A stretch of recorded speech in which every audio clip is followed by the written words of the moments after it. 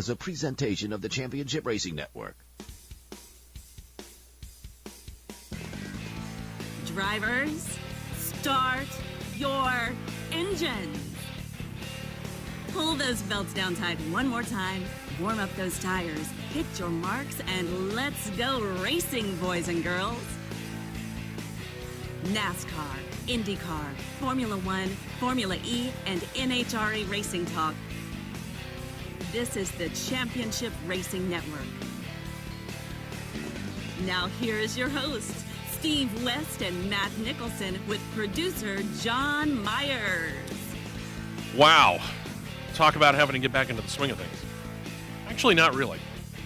I gotta say this, and you said this just before the showtime, Matt. Yeah. Coming in and getting up this early in the morning on a Saturday is unusual, but we do this because we enjoy it. We love this. This is fun time. The weird part was last weekend when we didn't have to get up so early to come in and do the show. It's fun getting up early. It definitely felt different. It did. It felt very, very odd, but in some ways, full disclosure, felt pretty good to be able to sleep in on a Saturday for once. But that said, we've got two more of those coming up as we get into the year, because if you look on the calendar in an odd little quirk, for those of you that didn't know it, exactly 1 week apart every single time are Christmas Day and New Year's Day. They are exactly 7 days apart. So whatever day Christmas Day falls on 7 days later is automatically New Year's Day. Well, guess what? They fall on Saturdays this year. Again. So we're not doing a Christmas Day show. We're not doing a New Year's Day show. So we're going to take the holidays off, and we'll get back into it. And don't worry, we're going to be doing shows through to Christmas, and then we'll take a 2-week break and come back in 2022. So be prepared for that. And, of course, that's fair warning to our flagship host as well, which is, if you're in East Central Alabama, Thunder 92.7. Of course, they may or may not be listening at this point in time. I'm going to have to send them a text. Housekeeping right here on the air. That's right. Glad you could join us. Plenty of ways that you can join us. If you are in East Central Alabama, you can listen to us on your FM dial. Again, that's Thunder 92.7 FM. There are several radio streaming apps that carry WTDR. That's the call letters for the station. So whatever particular radio streaming app you tend to use, take a search for it. If it's not on that one, find another one. And then there's obviously a YouTube. We have our very own YouTube channel. Just search on YouTube, Championship Racing Network, like you would on Facebook. Search Championship Racing Network. Like it on Facebook. Subscribe to it on YouTube. Both of them are free. They don't hurt you at all, and you get alerts every time we go on the air. You could also just go to crnradio.us and click on any of the variable links there are for Facebook and YouTube. That you can. Twitter and Instagram, and I don't even know what else is out there. Face Chat and Snapbook and all that kind of stuff, like Bill Belichick once said. Okay. Hey, we got a lot of stuff to get to here. I mean, a lot. So we're going to do a quick review, because this is race weekend for Formula One. A couple of weeks ago, as it was for Formula One, they had the stage to themselves all amongst the major racing series, running their first ever race in the Middle Eastern country of Qatar. Quick recap: due to not obeying yellow flags during qualifying, Max Verstappen got penalized 5 grid spots, which dropped him back to 7th as the race got started. Sir Lewis Hamilton on the pole for that inaugural race. He got a great launch. Verstappen did as well, but Hamilton with the lead, he's almost unbeatable, and he rolled on to the win. Verstappen did get up there, and he did claim second, but he could get really no closer than 25 seconds. The gap at the checkered flag, 25.743 seconds. That's the gap between first and second place. Yeah. I'm just going to say it. I don't care. This was probably the most lackluster F1 race we've had in a while. I could agree with that. Absolutely. Very lackluster. But here's the other question. It's been a while since Lewis Hamilton has been in this situation where he's been in this close of a battle. It's been a number of years. Quite a few. Has he woken up? And has Mercedes woken up? If they have, it's too little too late. You think so? Yeah. I don't know. I think this thing's still well I under feel like contest. it's too little, too late. Congratulations to the veteran Fernando Alonso. A couple of years out of Formula One, he comes back and does claim the final podium. He gets his first podium slot in his Alpine since coming back into Formula One. You would have thought they won. Yeah, really. I mean, the celebration was, well, if you didn't feel the earth tremor, that's because I don't know what you were doing. Sergio Perez, Esteban Ocon completed the top 5. Rest of your top 10, Lance Stroll, Carlos Sainz, Charles Leclerc. He had a bit of trouble in practice yesterday. Lando Norris and Sebastian Vettel. With the win, Hamilton closes in the championship battle. It's now a slim 8-point lead for Verstappen, 351 to 343. Then you drop all the way down to Bottas. He suffered a did not finish. He's at 203 points. Sergio Perez was able to close in. He's at 190. Then your next race is the battle for, that would be, what, 5th. Lando Norris, 153 points, 152 for Leclerc, 145 for Carlos Sainz. Then you drop down to 105 for Daniel Ricciardo. Pierre Gasly, 92, and in 10th, Fernando Alonso jumps up with 77 points. Mercedes continues to lead the Constructors' Cup standings, but because only one of their cars finished, they're only 5 points up on Red Bull, 546 to 541. 297 for Ferrari, 258 for McLaren, 137 for Alpine, AlphaTauri 112, Aston Martin with 77, Williams with 23. A big story here over the last couple of weeks for them. We'll get to that in a moment. Alfa Romeo's 11 and Haas F1 still and probably will remain scoreless on the 2021 season. Again, the amount of attrition you would have to have in any particular F1 race for Haas F1 to score a point Would have to be mammoth. Yeah. I mean, first of all, you'd almost have to have both Mercedes take out both Red Bulls or vice versa. That would have to be the beginning. Yeah. And it would have to get worse from there. Mm-hmm. Good luck. On television, NASCAR is on TV. They're not racing. They're going to have their 2021 award ceremony tonight. It airs on MRN Radio and the NBC Sports Network. Starts at 7 p.m., 6 p.m. Central Time. And again, after taking last weekend off, not because it was Thanksgiving for them. After all, they're in Europe. What do they care about an American holiday? But they just happened to have that last weekend off. They're back in action this weekend. They're set to run the inaugural Saudi Arabian Grand Prix on the Jeddah Corniche circuit. Yeah, that's the actual name of it. It's a temporary street course in the coastal city of Jeddah. Rather long, 3.83-mile-long course, which has, again, it's a street course, 27 total turns. Very, very fast track. Yeah, and technical enough to where Charles Leclerc is going to a backup car because he cracked up his primary during practice yesterday. Mm-hmm. The race tomorrow will be on ESPN2 beginning 12:30 p.m. Eastern, 11:30 a.m. Central Time. I'll touch on something real quick about the Champions Week in Nashville. Okay. If which we know NASCAR's not in some of the good graces of people with how they do some things. Let's say that. Witness all the stuff going on around Nashville Fairgrounds Speedway. Yeah. But if they're not back in the good graces of some now, these people need to open their eyes up. Did you see what they did Wednesday up there with burnouts on the boulevard? Oh, loved it. And did you see what Team Penske did? Yeah, I saw that. That was good. We're able to sit there in a triangle formation, put all their noses together, and just did a triple burnout right there. That was actually quite cool. Triple on the part burnout. of those guys. But having an Air Titan on standby to dry off the Broadway, Wise move, NASCAR. Very wise move. Gotta give Very you a lot of wise credit move. on that. I'm going to go ahead and kick off the news a little bit early here because we want to give this guy his due. Yep. We start off with Formula One. They're, again, the only series that we cover on a regular basis that is still in action, but probably the biggest news of the week, and a sad note at that, is the man that was the founder and the guy who built the Williams F1 team into a major powerhouse has unfortunately passed away. Born in England in 1942, Frank Williams had a friend who let him drive a Jaguar XK50 in the mid-1950s, right about the time he was starting to get his driver's license. And that spurred his interest in high-performance cars. Thank you for that. Following a brief career behind the wheel and as a mechanic for other drivers, Williams decided that running his own team was the best way to go, so he started Frank Williams Racing Cars in 1966, ran in Formula 3 and Formula 2 for a few years before he acquired a Brabham Formula 1 chassis and entered Formula 1 in 1969. He hired a driver by the name of Piers Courage. He finished second twice that year. Not bad for year number one. Not at all. He would continue in Formula One with various chassis that he would buy until he decided in 1973 that he was going to build his own. But time and money would complicate matters. He would bring in some partners who ended up really kind of taking over the business, so Frank just decided to leave that organization in 1977, only to turn around and do it again.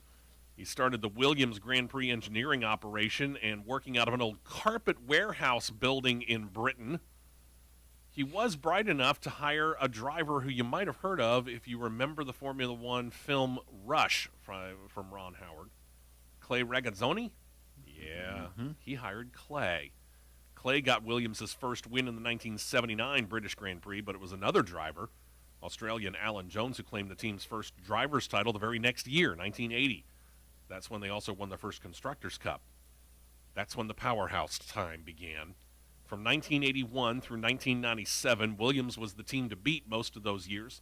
6 more drivers' titles, 8 Constructors' Cups over that time, all while seeing the drivers they had claim 114 race wins.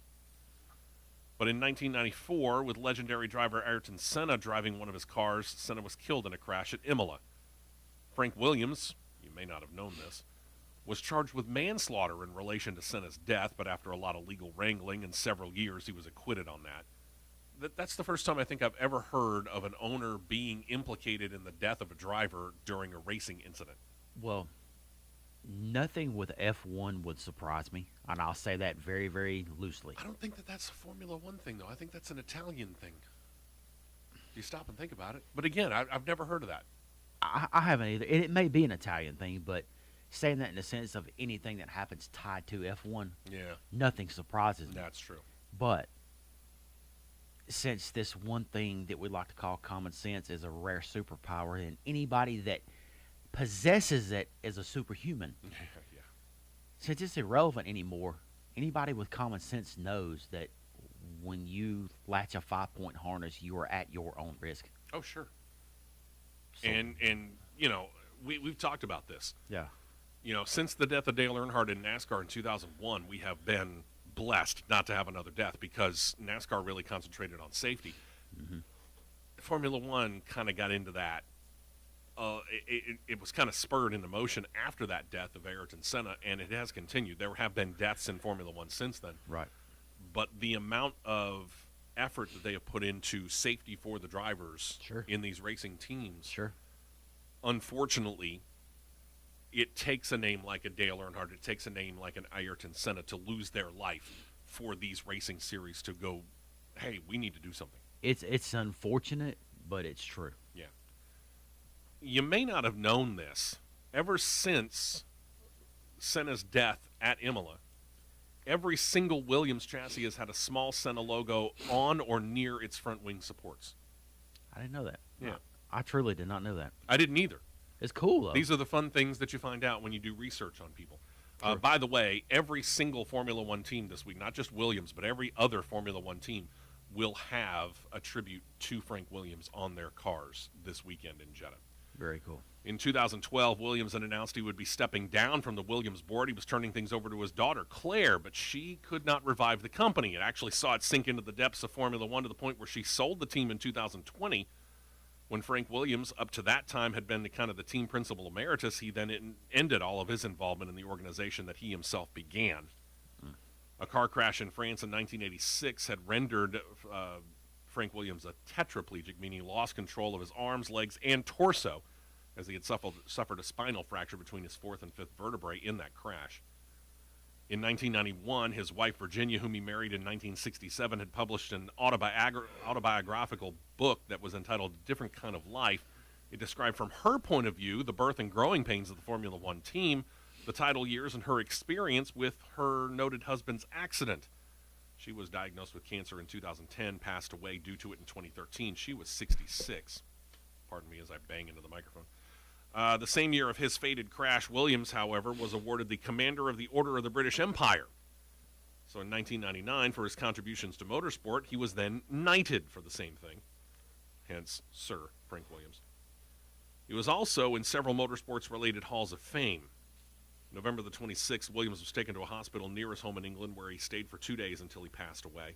Not COVID-related, according to reports. Williams leaves behind 3 children, Claire and her 2 brothers, Jonathan and Jamie. Sir Frank Williams, 77 years old. Man did a lot with those 77 years. A life well lived indeed. Yep. We're going to talk a couple of brighter notes on the Williams team here in just a couple of moments. Let's go ahead and take an early break. Again, 77 years old. Every single Formula One team, that means all 20 cars that are on the grid in Saudi Arabia, will have an honorarium to Sir Frank Williams on their cars as they race tomorrow. We'll be right back right here on CRN. We will be right back with more on the Championship Racing Network.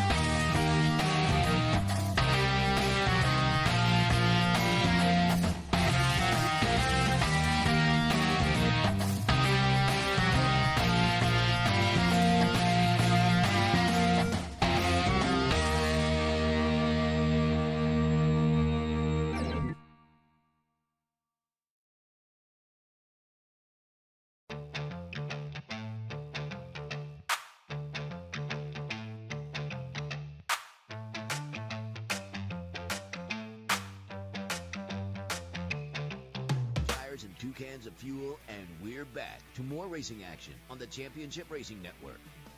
Hey, welcome back into the show. I'm Steve West with Matt Nicholson, producer John Myers here, as we are into a busy news week. You got to remember, we took last weekend off, so we're talking 2 weeks worth of news that we're catching up on here. Of course, we noted the passing of Sir Frank Williams, the founder of the Williams F1 team. On a brighter note for that team, they have found their new sporting director. They've hired a 3rd ex-Volkswagen Motorsport employee to fill the role. Williams CEO Jos Capito was the first guy hired from Volkswagen. That was last December. He then brought in a gentleman by the name of FX de Maison over to direct the technical department. And now he's got a new sporting director from Volkswagen. He is Sven Smeets. I love these names. He will leave his role as VW's World Rally Championship team director, where all he did was lead them to 3 straight driver and manufacturer's titles. I don't know.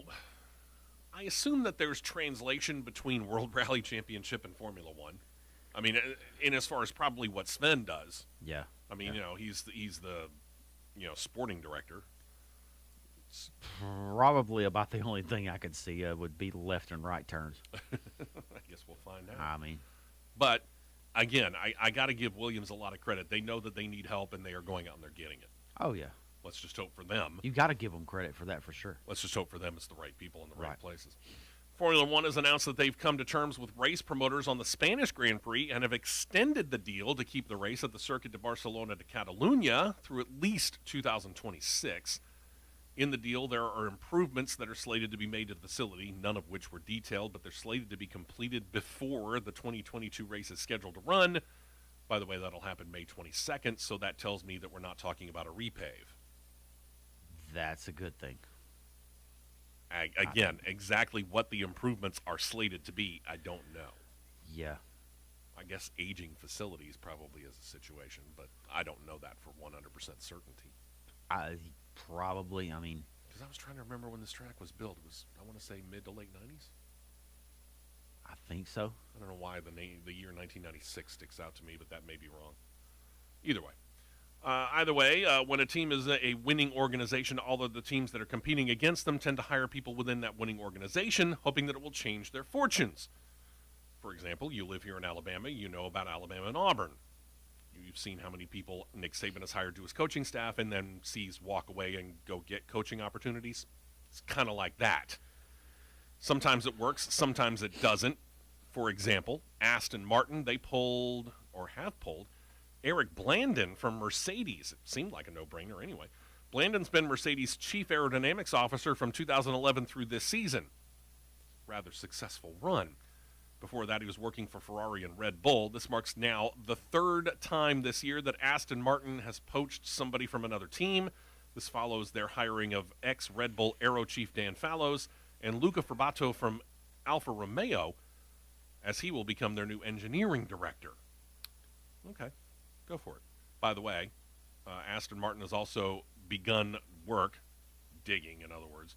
As we noted on the show earlier on this year in September, they're building a new Formula One factory, which will include their very own wind tunnel building as part of the complex. They're aiming to step up from the mid-pack, trying to become a title-contending team. They're thinking 2023 is when that new facility will open up. They better get on it then. They better. Catalonia's first race, 1991. Oh, okay. So it's slightly older than what I thought. It was part of the 1992 Olympic Development Program for Barcelona. Okay, that makes sense. So we're talking about a facility that, barring any improvements being made to it over the years, is for all intents and purposes a 30-year-old facility. Yeah, pretty much. That's probably what we're talking about. They probably just wanted some upgrades to the facility, which, happens. While things are going pretty well at Aston Martin, things are not as well set over at Alfa Romeo/Sauber. Got to remember, it's the Sauber racing team. Alfa Romeo is just the title sponsor. Citing disagreements with team boss Fred Vasseur about the 2022 driver lineup, Chairman Pascal Pichi decided to resign just before our Thanksgiving. He'd been with the organization since 2016. He actually helped save the team. He kind of forged the sale to their current owners, Longbow Financial, and moved into the role of chairman and was kind of greasing the skids for Alfa Romeo to come on as their title sponsor and rebranding of the team. But he told the team just before the Mexican Grand Prix that he would be stepping down. He later told motorsport.com, quote, "I do not want to be associated with the management of Fred Vasseur in the future." Ouch. While not going into details, he noted the way that the drivers were selected. First up, I don't think this is the one he was arguing with. That's Valtteri Bottas. Bottas will move from Mercedes in 2022. I think this is the one that kind of bugs him, and we'll tell you why. Next year, they're going to pair Bottas with, and we talked about this a couple of weeks ago, rookie Chinese driver Guanyan Zhu. This marks a split from their prior way of having gotten drivers because their close relationship with Ferrari, Alfa Romeo and Ferrari are under the same Fiat hat. I'm sorry, now that's Stellantis. Usually they've been getting Ferrari Academy drivers to fill at least one seat. Witness Antonio Giovinazzi. Pichi said, quote, "The way in which drivers were chosen was one of the points that broke the table between me and current management. Sauber officials have not commented on his departure."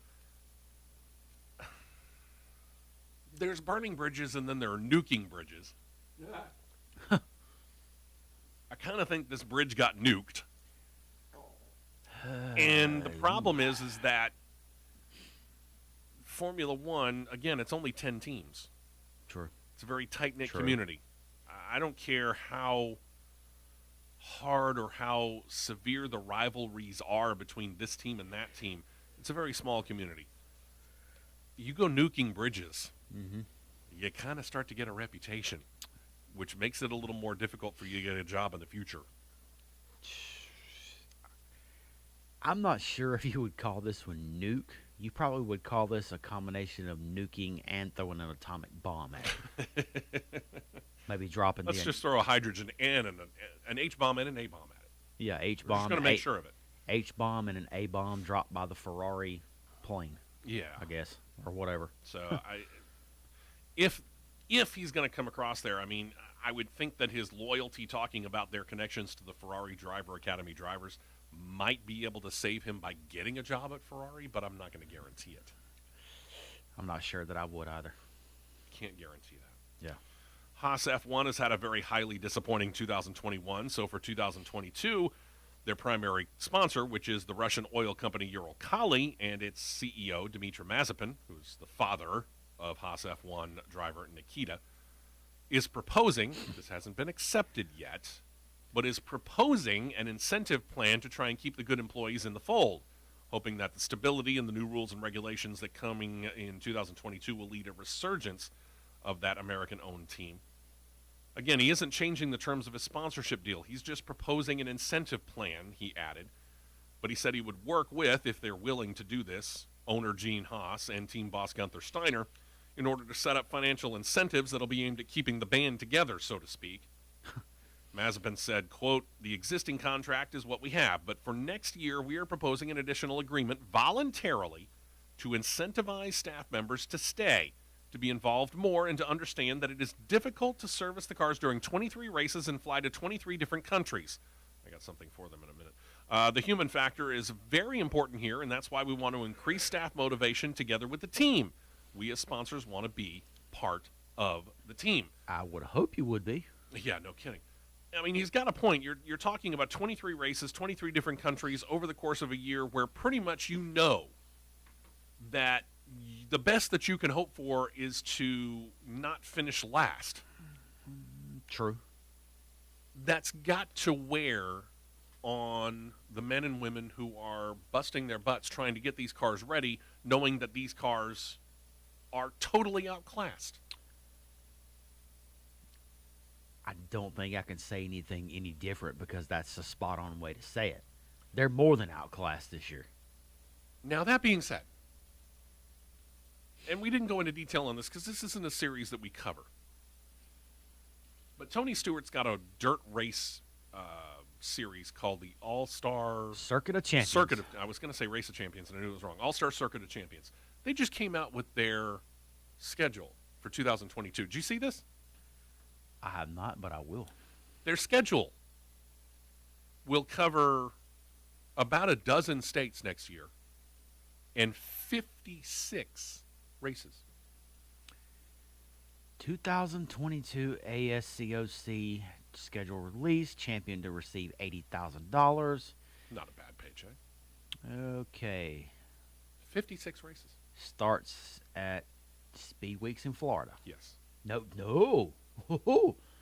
I may have to check this out. Schedule starts February the 4th at Sonoya Raceway. There you go, over in Georgia. Goes to Georgia, Florida, Ohio, Pennsylvania, back to Ohio, Illinois,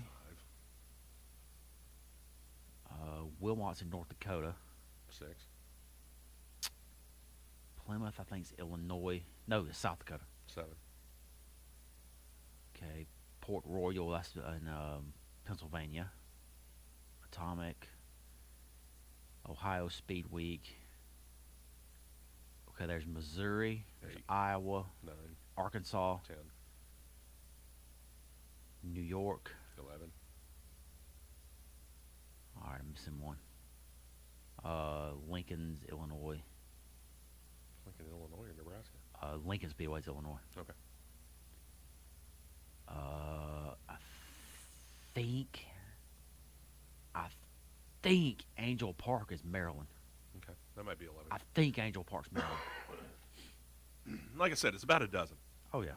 give or take. And again, 56 races. That's in the course of 1 year. They're going to start in early February and go until when? That would be October. So February is month number 2. October is month number 10. In 8 months, they go to 11 different states running 56 races. This guy's complaining about 23 races in 23 countries. I get it. There's a lot of travel. I get it. There is. They're traveling all over the world. I understand that. But at the same point in time, this is what you do for a living.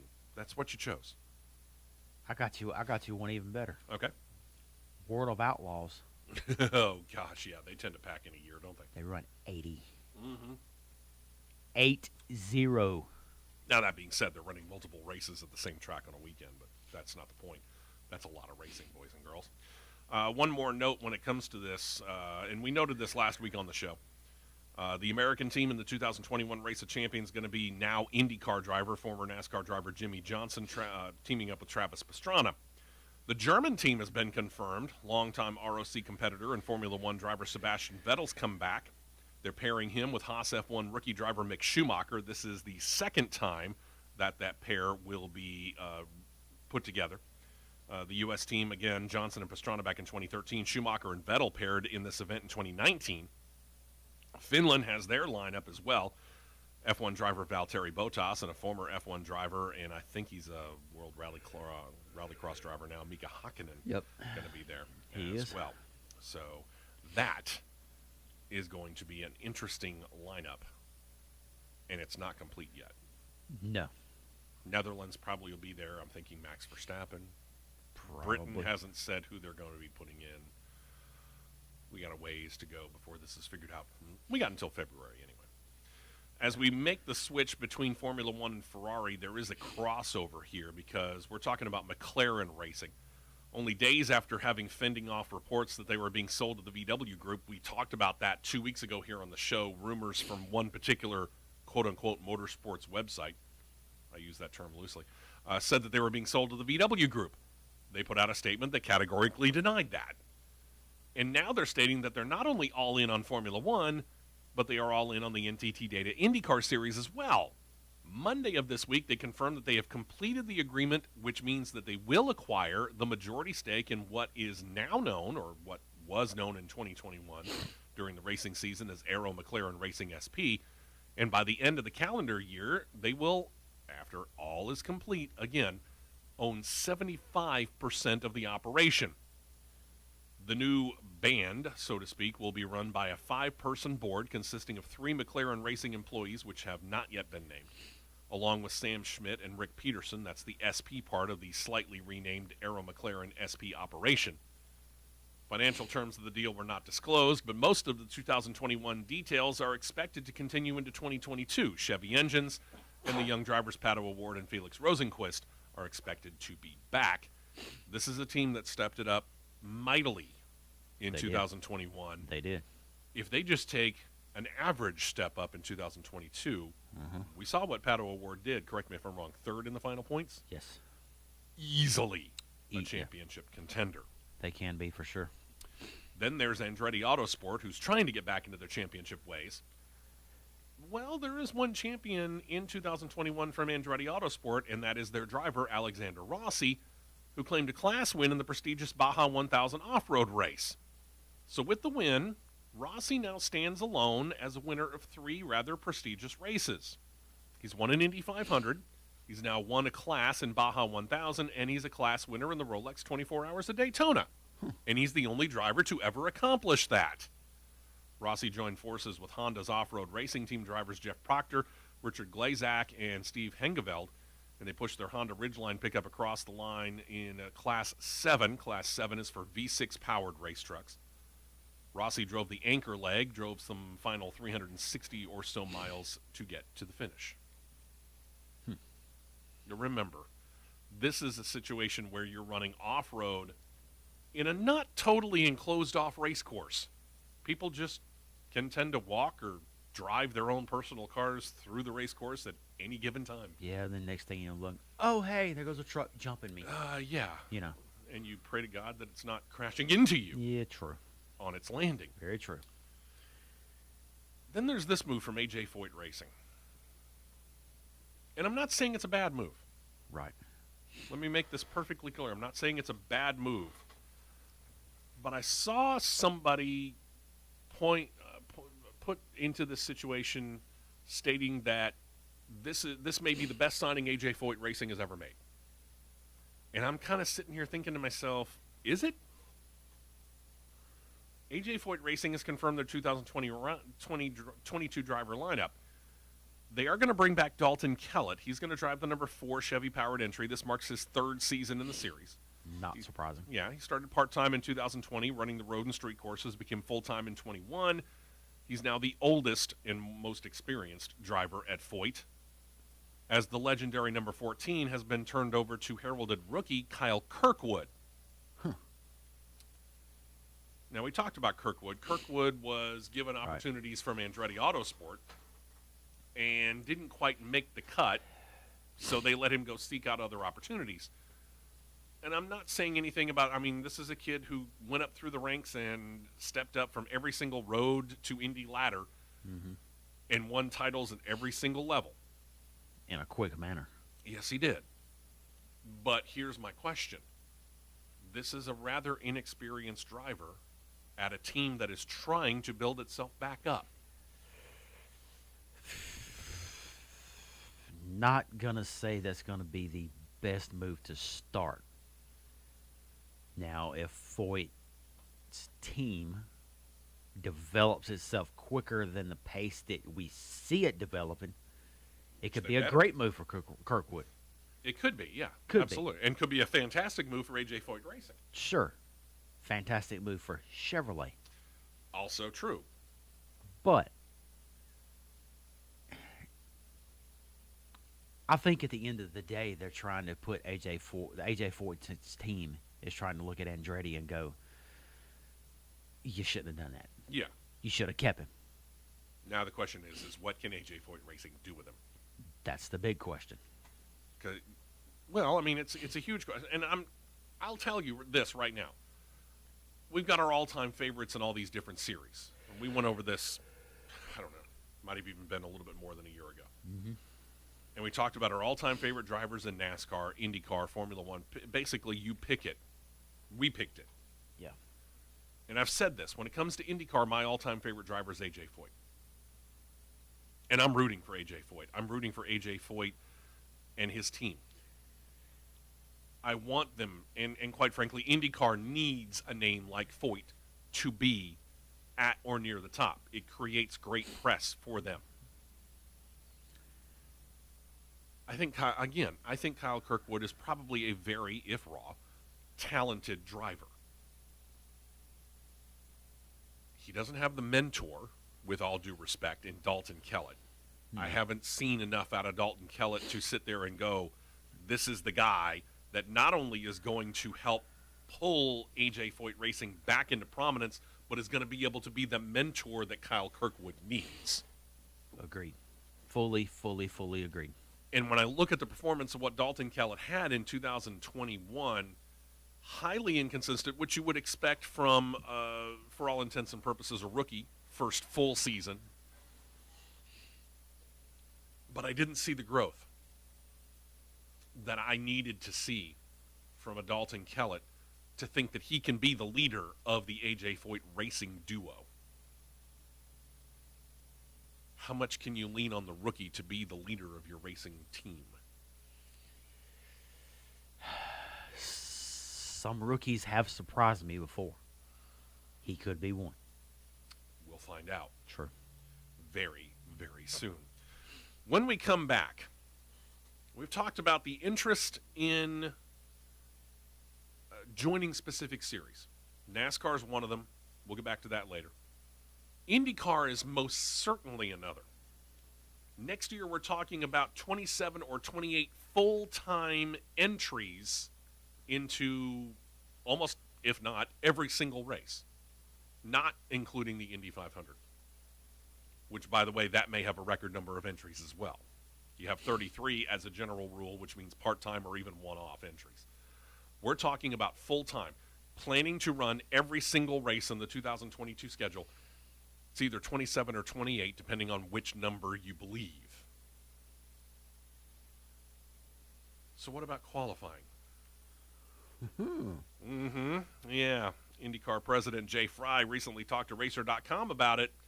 We'll fill you in on what he said when we come back right here on CRN. Don't touch that dial.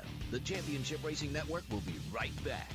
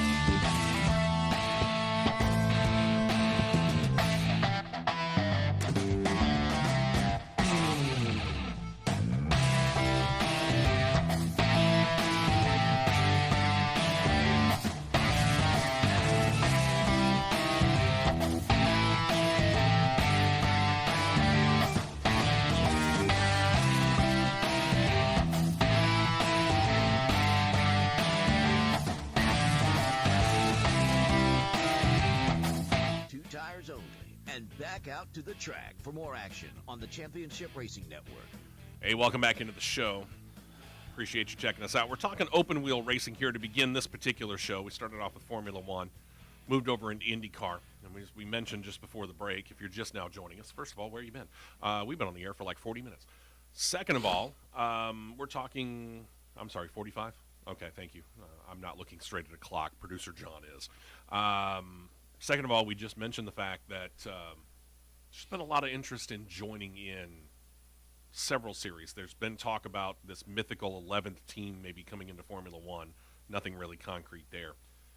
A lot of NASCAR interest and teams jumping up into the Cup Series, teams joining. We'll deal with that a little bit later as well.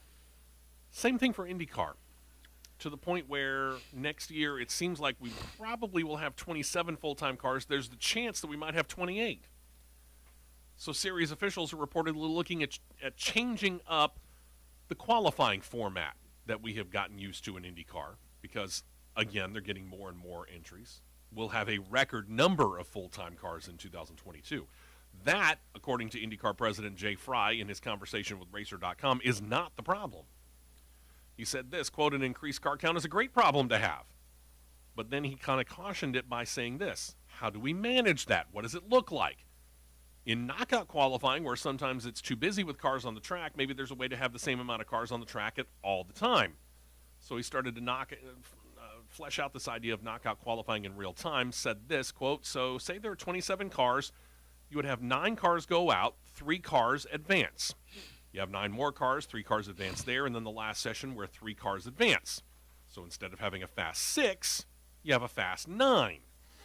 So that also matches up with Indy 500's fast 9 qualifying. Then we go to the 500 and the road and street courses. They would be the same as what we experienced in 2021. He said we want to get ahead of this and make it easier on our drivers, set their laps without being on top of each other.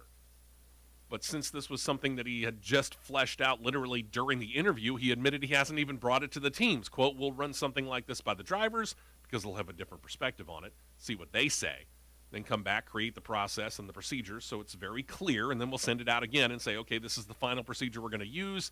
Go through it one more time, shoot holes through it before it's locked in. How big could the holes be when they shoot holes through this thing? You better keep them small and not blow a big hole at it. I mean, this, at least on the surface, yeah, it seems a pretty solid idea. It's not a bad idea. But with the field expanding and then you have to expand your qualifying as well, you've got to get it right the first time. Yeah. You have no choice. Yeah. If you don't get it right the first time, it's going to be a hard thing to do to try and yes, it is. redo it. And I understand that there are racing organizations which will change rules, NASCAR, at the drop of a hat. Yep. But that doesn't mean that it's easy. So, we'll find out. Oh, the greatest one ever. The greatest one ever. Yeah. Wicker bills and smaller gears at Talladega. Yeah. They changed that in a weekend. They changed that in between practice sessions and who is screaming in the tower. Uh-huh. You're not going to slow them down. It's going to speed them up. Uh-huh. What did it do? 6 miles an hour faster. Punched a bigger hole in the air, which allowed for better drafting. Oops. But hey, shucks. You guys were happy, and I got to admit, we were kind of happy looking at the speeds. It was nice to see everybody over 200 at Talladega for a change. It was. It really was. Let's talk about the last open wheel series that we talk about here on a regular basis here on the show, and that's Formula E.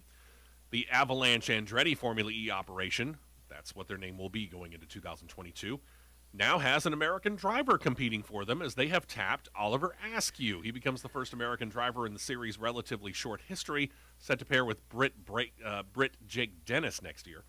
Askew's been racing since he was 8 years old, running karts in his native Florida. 2017, he began climbing the road to Indy ladder. He actually won that year's USF 2000 title, jumped up to Indy Pro 2000 the next year, and then up to Andretti's Indy Lights team in 2019. He won the title that year. He made his IndyCar debut in 2020. He ran 12 races. He scored a podium or a top 3 finish. He's run both IndyCar and IMSA since then, but that was outside of the Andretti stable. He returns to Andretti for 2022 with his concentration being on Formula E. Now, we've asked this question before, mostly in Formula One terms, because a lot of the drivers that have made their way into Formula E are ex-F1 drivers or drivers that were trying to get into F1 that couldn't quite break through that ceiling. Right. We haven't seen it as much coming from IndyCar to Formula E. No, you really haven't. It's really been almost non-existent. Yeah. I mean, again, this is the first guy really to do it. In a way, you're really seeing people going from Formula E to IndyCar. Yeah, that's also true, which we've seen that on more than one occasion. Yeah. I'm going to be kind of curious. It'll be fun to watch to see how well Oliver Askew does. Yeah. Yep. I wish it will. It will be. I mean, I hope he really does good in it, but it's a little bit different driving 6 cylinders, turbocharged, 700 horsepower versus a 350 kilowatt battery. Yes, that has absolutely zero sound except for sounding like basketball sneakers during the practice session. Then there's this team. They've got no place to go but up. We'll give them that. Formula E's backmarkers, the Neo F333 team, have announced their 2022 driver lineup. I'm trying to get used to that. They're pairing Oliver Turvey with Dan Ticktum. Ticktum spent the past 2 seasons in Formula 2. He's 4th currently in the 2021 season standings heading into this weekend. Turvey, meanwhile, has been with Neo since pretty much their inaugural season's finale. Okay. It's been a while. Yeah, I guess there's something to be said for stability in a driver's seat. Maybe? Okay. As long as the other driver don't tick them off. I see what you did there.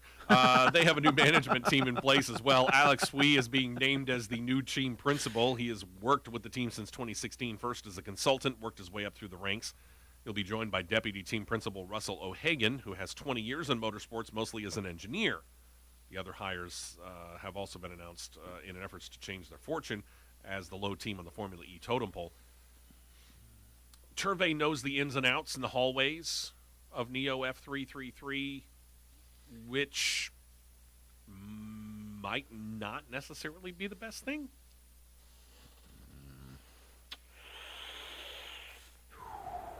We commented on this early this year, right as the 2021 Formula E season began.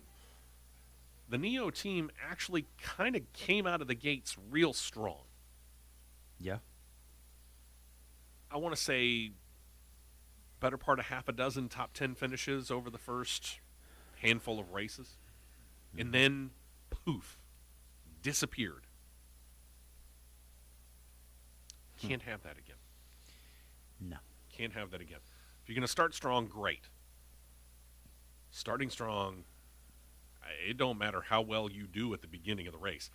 You can be the fastest driver, you can be the fastest runner, you can be the fastest whatever at the beginning of whatever race you're in. But if you ain't got it at the end, it don't matter. And Nope. they didn't have it at the end. They did not. Good luck. They lost a lot at the end. Good grief. I mean, you want to talk about tumbling down the standings. They did a nosedive. Cannot have that again. Something's got to change over there. I don't know whether Ticktum and obviously it's probably more the front office moves, team principal and stuff like that, but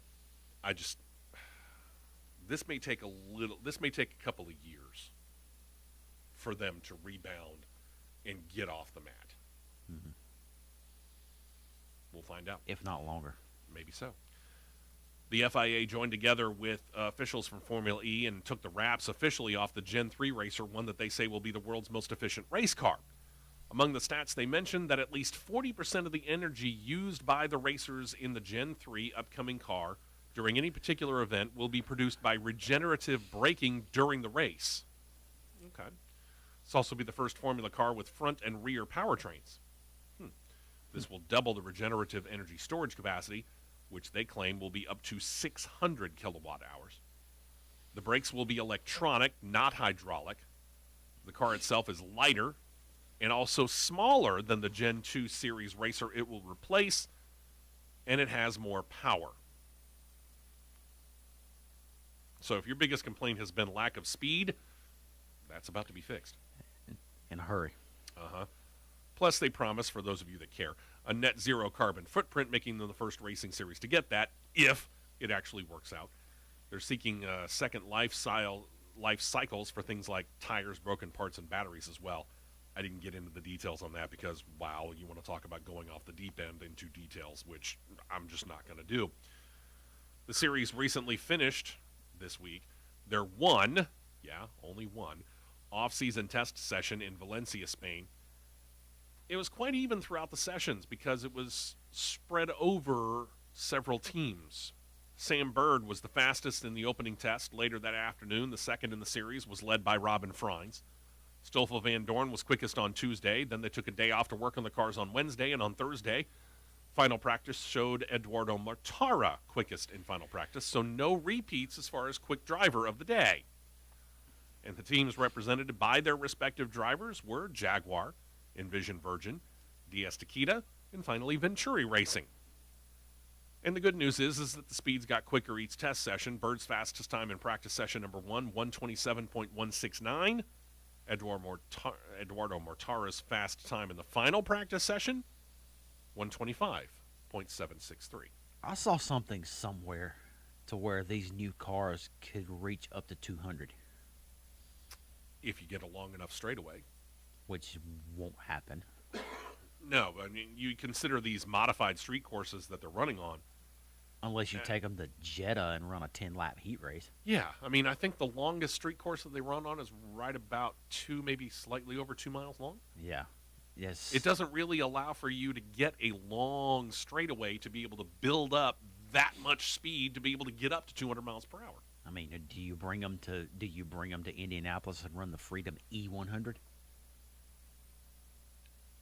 You revive it just to see how fast your cars can go? I wouldn't have a problem with that, but I think they like the fact that they've got that Manhattan background running the New York City E-Prix. True. But again, you know, we're talking about street courses where you're not going to get a mile-long straightaway when you're talking about a 1.75 to 2, maybe 2.1 mile long track at tops. I can't remember going back through and remembering how long each of these courses are, but they're all relatively short. And they've got a lot of 90-degree turns because, again, you're using city street courses. So you get a lot of 90-degree corners, some hairpin corners because you're going around notable fountains or something like that that's in the middle of the city. It doesn't lead to really, really quick racing. What you get is a whole lot of, well, I don't recommend this, kids. But back many moons ago, when I first got a driver's license, we would do red light to red light races, stoplight to stoplight races. That's effectively what you're getting. Pretty much. You take a 90-degree corner from First onto Elm, and you go, 2 blocks on Elm, and you're doing a quick drag race before you go from Elm onto 4th. Mm-hmm. Let's see here. I don't know what the longest straightaway is going to be. Tempelhof is 1.46. God, that's real short. Berlin is 1.26. It depends on exactly how you build that course, and it depends also. Like Tempelhof is the abandoned airport at Berlin, and they've been known to, like, they did 6 different races to wrap up the season a couple of years ago. Right. So they configured it different ways, so it can be short or long. 1.25 to 1.46 is not necessarily short to long, but whatever. New York City is only 1.44. See, with all those roads around New York City, the best you could do is 1.44 miles. Yeah.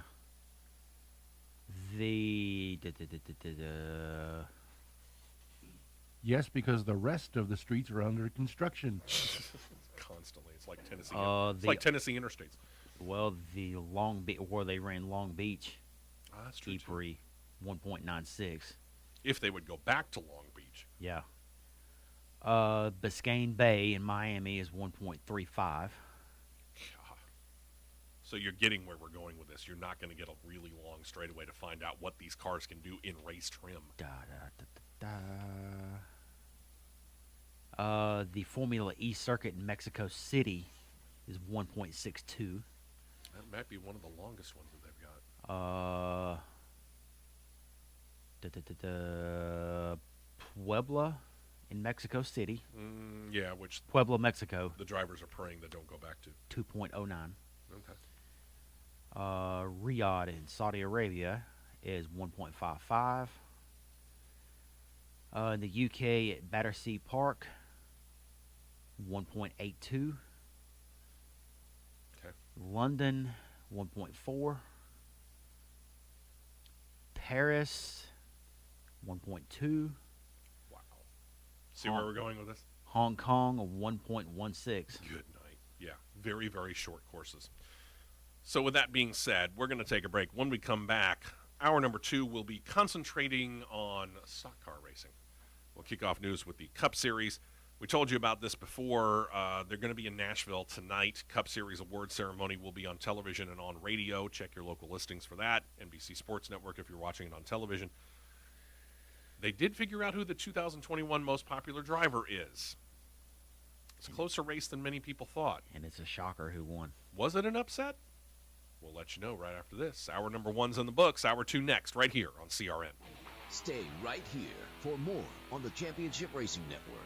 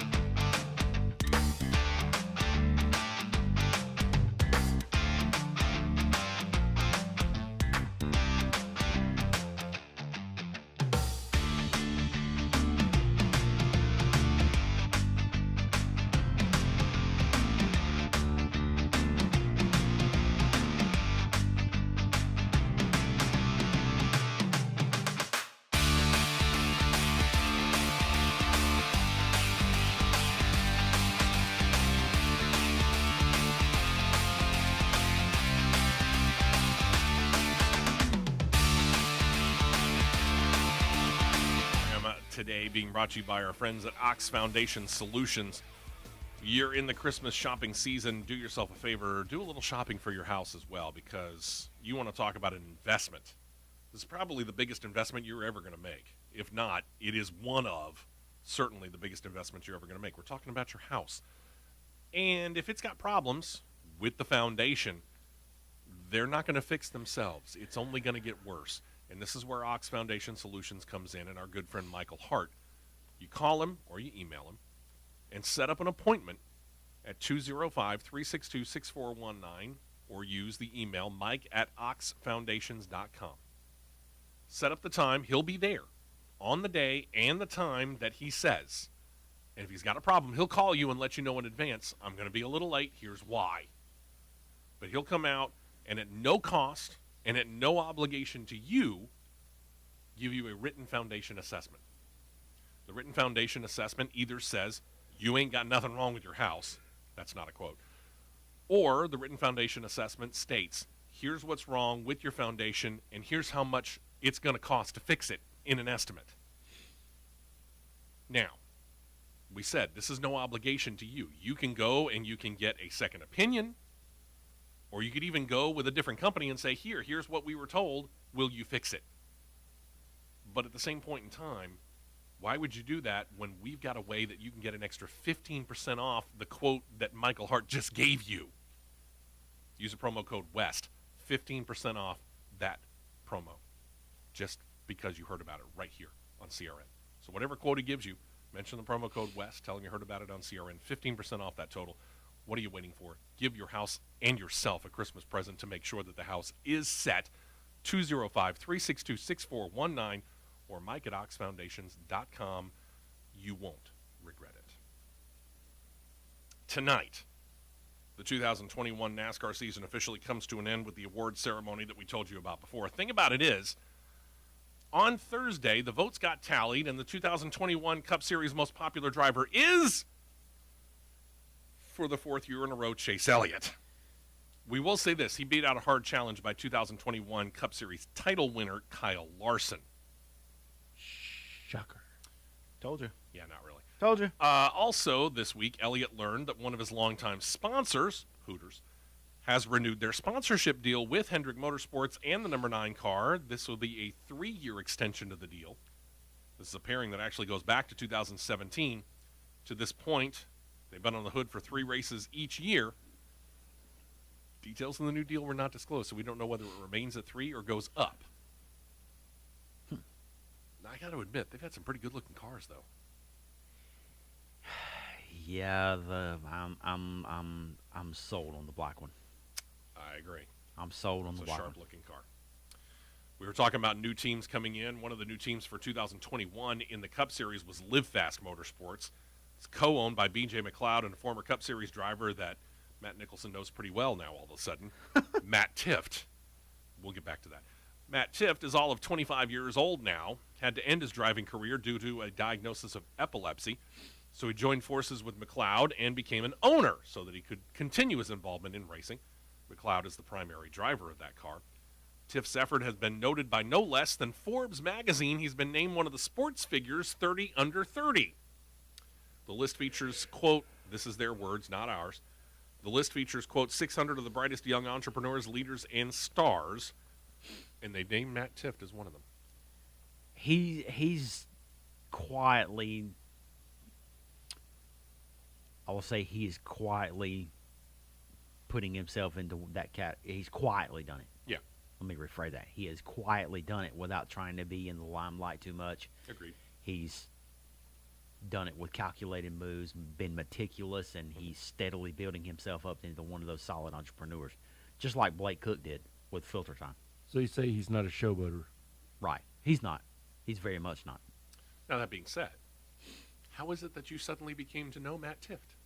Quick version of CRN story time. Well, Tuesday night I received the invitation to be on a thing on Twitter through social media. They have a thing called Spaces now. Well, there's a group of people within the motorsports industry in multiple venues, all the way from IMSA, all the way to NASCAR, IndyCar, writers for Business Insider that join together and just talk and shoot the breeze about racing. Well, I received the invite to come on with another guy that works for, of all teams, Rick Ware Racing, and he's a cool dude, very cool, David Schaldhaus, and it ended up so being that Matt Tifft was on there the same night, and we got in some conversations back and forth, and it was really, really fun. Yeah. That's a short, condensed version of it. I could take all this hour talking about it. And you were recognized by one of our good friends over at Motor Racing Network. Yes, sir, it was. Old Posty. Yep. Let's go ahead and detail that before we move on. I got to admit, this is kind of fun. It's kind of fun. I can't help but to laugh because it's so funny. Got to the part where it was time for me to just talk about what we done at Talladega, what we do at Talladega, Darlington, Homestead, Miami, which still keeping that feather in our cap. Talking about it, and all of a sudden you hear Steve post a voice. Hey, I know that guy. That says something. You do? Yeah. Didn't know you did, but thank you. Hey. So hopefully that'll be a continuing involvement. Yeah, it was really fun, and I really appreciated the invite coming on. I had a ball. I had an absolute ball. Good deal. Let's go over to Front Row Motorsports. They ended the 2021 season trying to figure out what their future was beyond their one driver, Michael McDowell. I mean, after all, how can you let go of your defending Daytona 500 winner? They didn't. They're keeping him in the organization. He will drive the number 34 Ford Mustang. This is the move that might raise an eyebrow or two.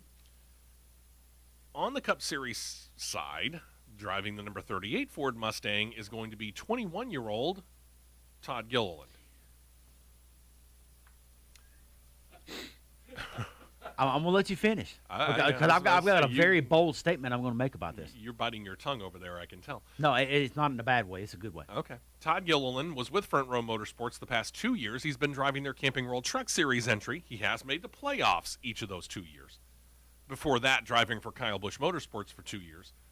Brings his 2 series wins to the Cup Series, where he will also vie for Sunoco Rookie of the Year honors against the likes of Team Penske's Austin Cindric and Wood Brothers driver Harrison Burton. As for McDowell, 2022 will mark his 5th season with the team. So since Gilliland is coming up from the Camping World Truck Series, that means we have yet to figure out what Front Row Motorsports is going to do with that Truck Series operation. They even had put it out on the table as of a little bit less than a month ago that they might not continue it. We'll get back to that when we come to Camping World Truck Series news. Mm-hmm. This seems, again, 21 years old. We are noting a youth movement within the Cup Series. There's no doubt about this. Is this a good move, number one, for Front Row Motorsports? Is it a good move, number 2, for Todd Gilliland? I will keep this in a simplified version. All right. And it's going to be bold. They got this right versus the Anthony Alfredo move. All right, then. They got this one right. So moving away from Anthony Alfredo to put Todd Gilliland in the car to you is the proper way to go. Much better. Gotcha. If this had been last year, I would have took Todd Gilliland in the car over Anthony Alfredo. Even last year, with that much less experience. Okay. Even last year. All right. Because Todd Gilliland has got more experience through ARCA and trucks. And he's kind of grown up around it. He's grown up around it. He's then starts that Anthony Alfredo had. Right. He just ran part-time here, there. Oh, I got a cup ride. How? Todd, and being with a new car and everybody starting on an even-keeled slate,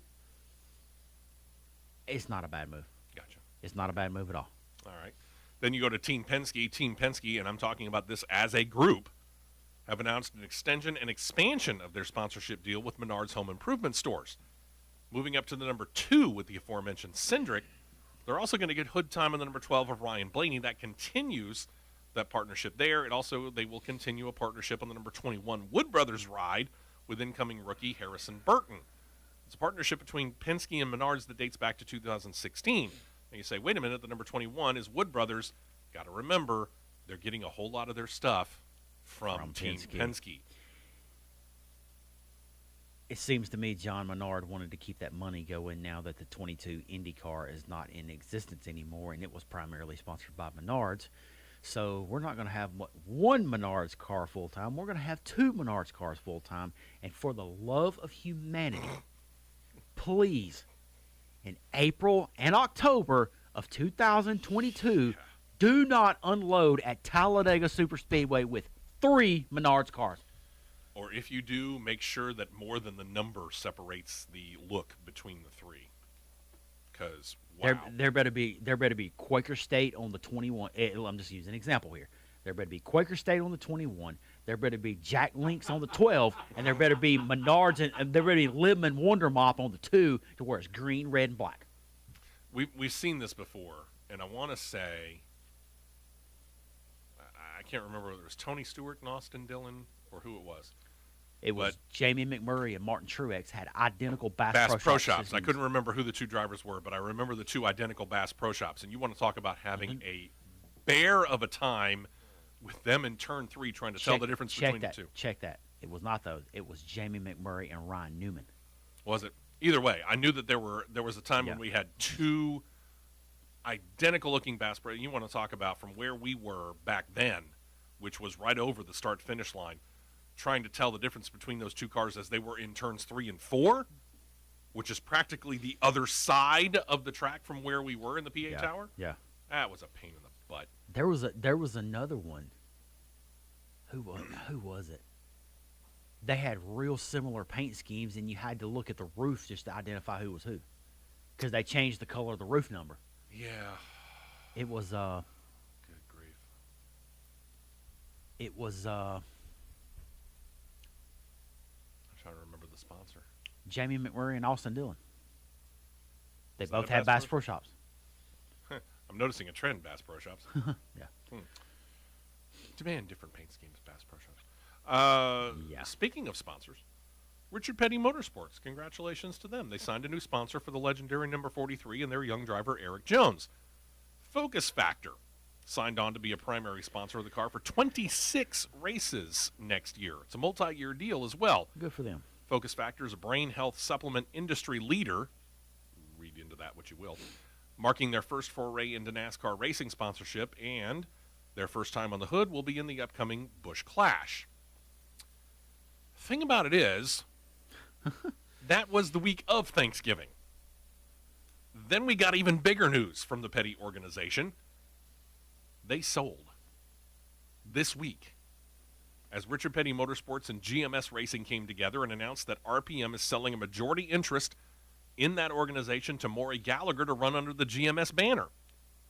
GMS announced back in June they were going Cup Series racing in 2022 and announced they would field the number 94 Chevrolet Camaro for driver Ty Dillon. Well, Richard Petty Motorsports, as we just mentioned, Ford Jones has the number 43.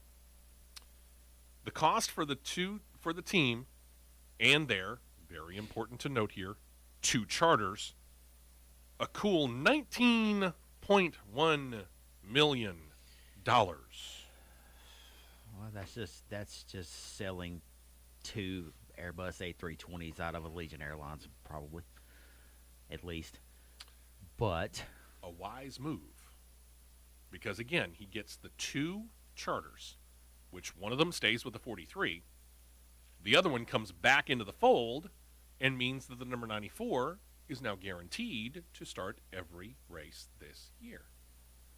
Not bad, huh? not a bad move. The two sides released a statement on Wednesday, said this, quote, Richard Petty Motorsports has agreed to sell a majority interest to Maury Gallagher, owner of GMS Racing. 2 charters are included in the agreement and will be operated during the 2022 NASCAR Cup Series season. This is a special moment for both organizations as the next-gen car allows the new chapter to be written. Again, it means the number 94 car now has a charter. It was the one that Richard Petty Motorsports had leased to Rick Ware Racing to put on the number 51 for the 2021 season. Now, Rick Ware Racing is pared down. They're no longer attempting to be a 4-car Cup Series operation. They're a 2-car operation. So I do believe they have enough charters to cover that. They do, out of the 73 charters that they did possess. Yeah, they're down to 2.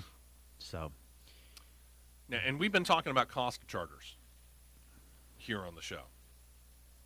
And we're talking 10, 11, maybe $12 million. How about this? It was announced this week how much money changed hands for the not 23x1, but 2311 Racing.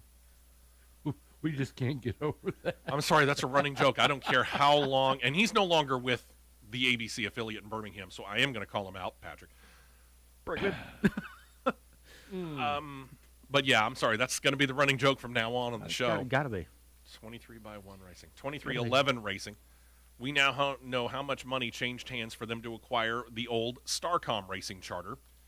According to reports, the amount of money doled out to put a charter on the number 45 for incoming driver Kurt Busch, $13.1 million. All right. Since we're right here up against the break, I'm just going to go in the closet and dust the soapbox off for a minute because I've got a problem with this. A big problem. Above and beyond supply and demand? Is that what we're going? Mm-hmm. Okay. A big problem. So, do what you need to do with the break. I'm going to let everybody sleep on it. Not sleep on it, but think on it for a few minutes. Now, again, we're a capitalist society. Yeah. I don't care how much people are trying to change it. We are a capitalist society. And that means supply and demand is the rule. And as we've noted, many, many operations, GMS, Live Fast, Trackhouse, so on, Heisberg. they're all, Heisberg. There you go. They're all trying to get into Cup Series racing. They all want to do the one thing, and that is guarantee that they're going to be in all the points-paying races. They don't want to have to qualify and try and fight their way in. So they're all going out there and they're getting the charters. Well, there are only 36 of them available. And that means you can start charging a heck of a lot more if you've got one for sale. So Yes, with that you being can. said, it'll be soapbox time when we come back for Matt Nicholson right here on CRN. We will be right back with more on the Championship Racing Network.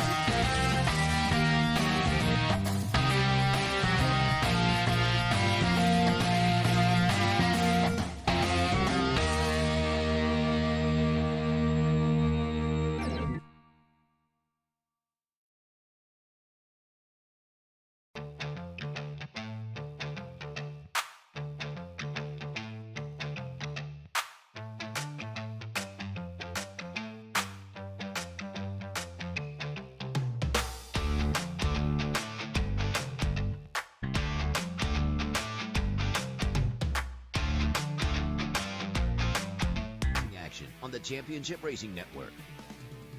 So we're continuing this conversation in the background. Mm-hmm. So where did we leave off? We left off with this. Richard Petty Motorsports has been sold. Well, not 100%. A majority interest, which means at least 50.1% of Richard Petty Motorsports has been sold to Maury Gallagher. Along with it comes the two charters that Richard Petty Motorsports has assigned to it.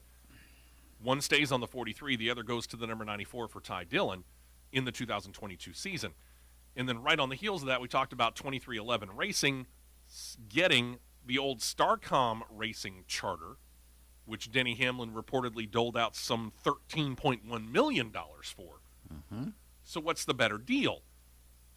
I mean, Starcom Racing was ending their operations at the end of the year anyway. They were selling the charter. So whether Denny Hamlin / Michael Jordan felt like they were bidding against any number of other people and just came out with a bid that tried to blow everybody away, or whether they're just bad negotiators, I don't know which. And the other side of it is the question of exactly what percentage of Richard Petty Motorsports did Maury Gallagher get? That's the big question. But when you're looking at numbers to numbers,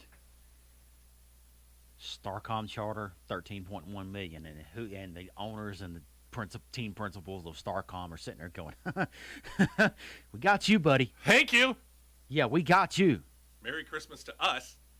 So, Maury Gallagher and Mike Beam, the two heads of GMS, they got the better deal, in my opinion.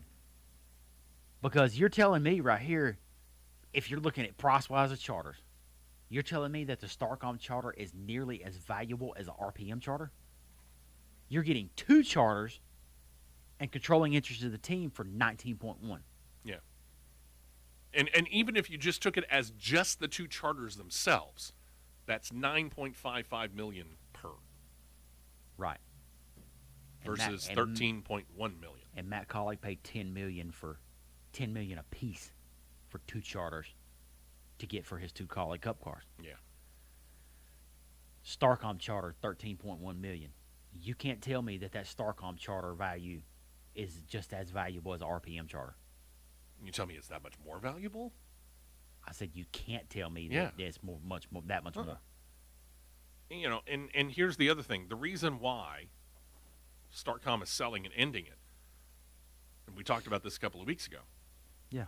they got a letter, the official letter from NASCAR, which put them on warning that said if you finish in the bottom three again via our own charter rules, which you agreed to, we can pull your charter and we can sell it to whoever we darn well feel like we want to sell it to.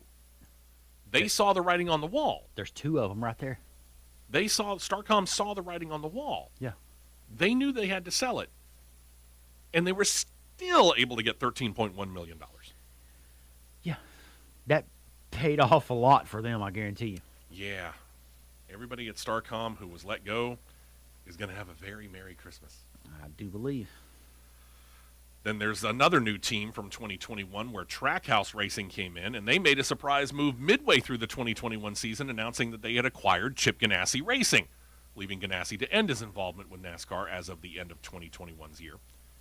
Trackhouse Racing announced that they were going to be a two-car operation. One of the cars was going to be incumbent Daniel Suarez, and that kind of left us wondering for a couple of weeks as to whether Ross Chastain or Kurt Busch would be staying. As you know, 23x1 Racing picked up Kurt Busch.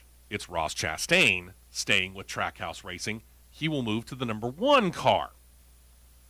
CGR, Chip Ganassi Racing, had informed North Carolina officials right after the sale they were going to be laying off their NASCAR staff after the Phoenix race, with a whole lot of people wondering whether or not Justin Marks, the owner, along with Pitbull and a few others, of Trackhouse Racing, might be bringing any of the former, now Chip Ganassi Racing employees on to the expanded Trackhouse operation.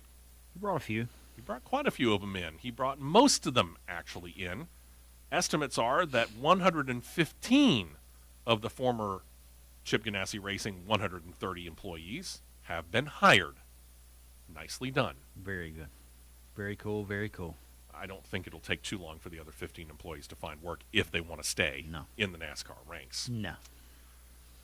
Oh my gosh, we're about to deal a whole lot more of NASCAR's connection to Nashville coming up.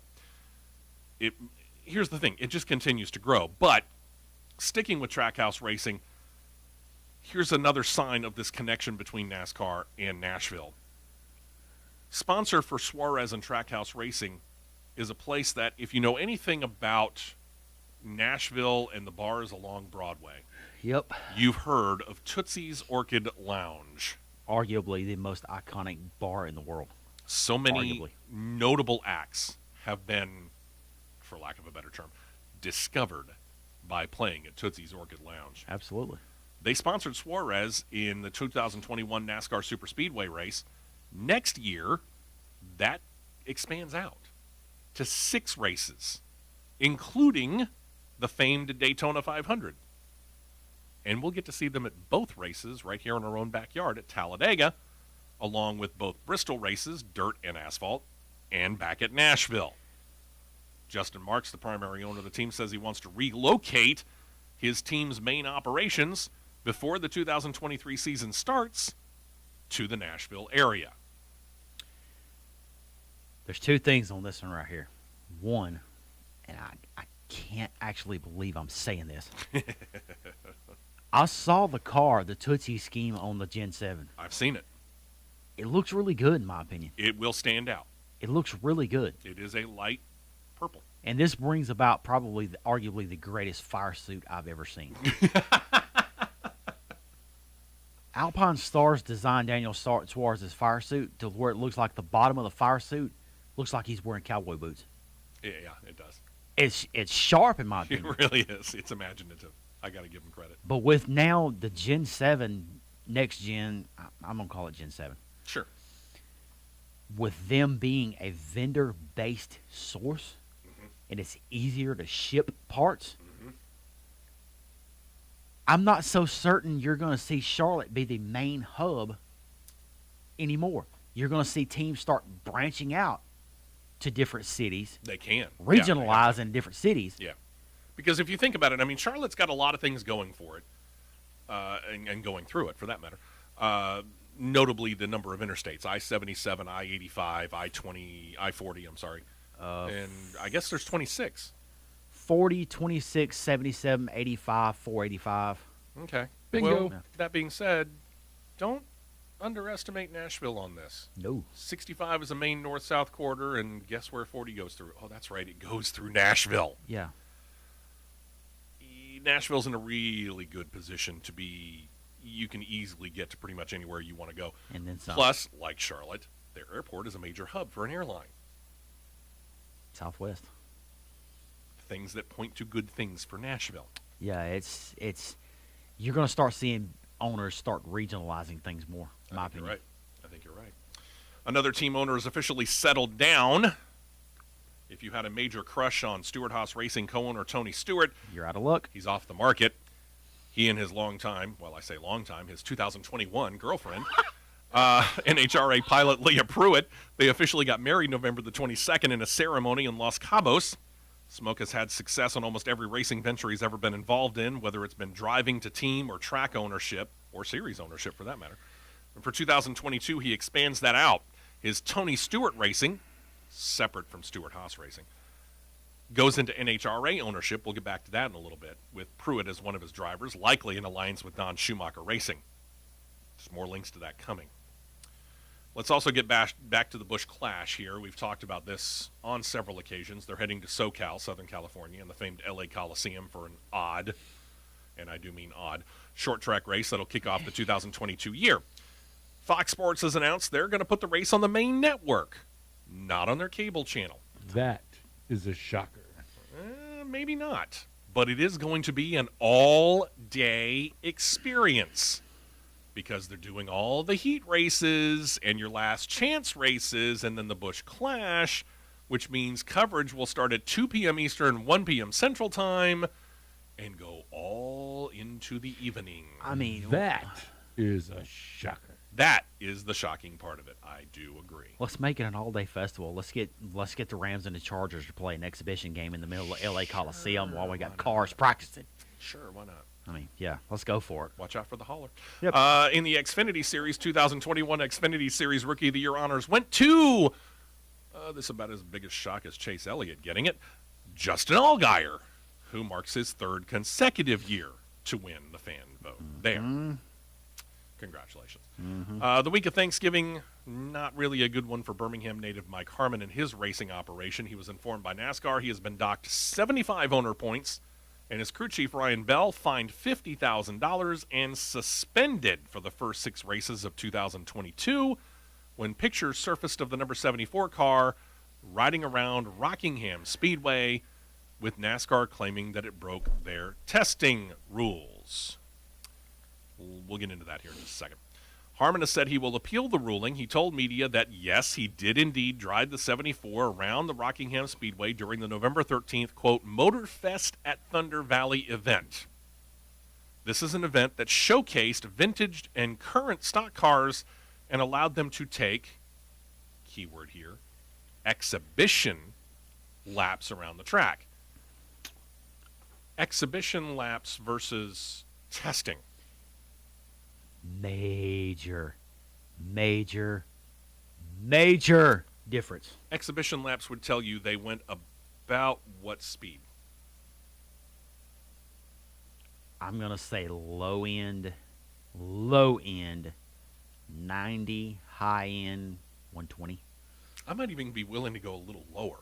I might say that it might have done as low as 60, 65 miles per hour. Yeah. Because, again, you're trying to show off all these cars to the fans in the stands. Sure. And you certainly don't want to crack any of them up if you're talking vintage. Okay. And you get into the NASCAR testing rules, which states that any track that NASCAR currently races on or has ever raced on in the past, you can't go out there in a non-sanctioned NASCAR event, which this wasn't. So therefore, they're dinging him. I got to say, I'm rooting for Mike Harmon in this situation because I think the appeal is warranted, and I think that the penalty is way overdone. It's ridiculous. And Way it's over. very warranted because, A, how can you say that it's going to benefit his team when he's testing at a track that's going to give him no benefit to where they currently run? Yeah, exactly. And number two, how much did he learn from doing 65 to 100 miles per hour? Not much. I'm going to throw a third one in there. I saw the photo. Yeah. When one of the photos, he had two cars out there. Mm-hmm. When one of the photos is an obsolete Dodge Challenger Xfinity body. Correct me if I'm wrong. He hasn't run that in a couple of years. Matter of fact, 3. There you go. Yeah. Oops. Yeah. Then there's another suspension. This is not going to be overturned on appeal. This hits the newly renamed Alfa Prime Racing. Co-owner Cesar Baccarella found to be in violation of NASCAR's substance abuse policy. He's been suspended indefinitely. That is not an appealable suspension. According to the other co-owner, Tommy Joe Martins, Baccarella had unknowingly taken a workout supplement that is banned by NASCAR, and that's what he tested positive for. Martins added this, quote, "He has fully complied with NASCAR, already enrolled in the Road to Recovery program. We fully expect him to be suiting up for Alfa Prime Racing at Daytona in February. Baccarella is slated to drive several races for the team in 2022 as they continue to finalize their driver schedule." I got to admit, I kind of tend to believe this. I mean, Baccarella's never been dinged before in this particular policy. I tend to agree that probably it was a workout supplement that he didn't quite clear with NASCAR, and it had something that they, I don't know, don't like in it. I guess so. Can't think of a better way to put that. Gives a false positive. That could be another way of looking at it. Sure. Very true. I like that. Junior Motorsports is set to bring back road course ringer Miguel Paludo for 3 road course races in 2022. Announced he will drive the team's number 88 at Circuit of the Americas, Road America, and the Indy Road Course. He's also set to be sponsored by longtime Junior Motorsports partner Brandt, who's also, of course, been attached to Justin Allgaier. Paludo in 2021 raced the Daytona Road Course, Circuit of the Americas in mid-Ohio. His best finish, 7th. That came in Daytona. So he'll be back. Yep. I like the fact that they're going with the 88 as well. Yep. When we come back, we're going to shift our attention to the Camping World Truck Series. Plus, we got NHRA and more. Excuse me. On that note, I think we'll go to break right now. Thank you very much. We'll be right back on CRN. As Steve hacks up a lung. Don't touch that dial. The Championship Racing Network will be right back.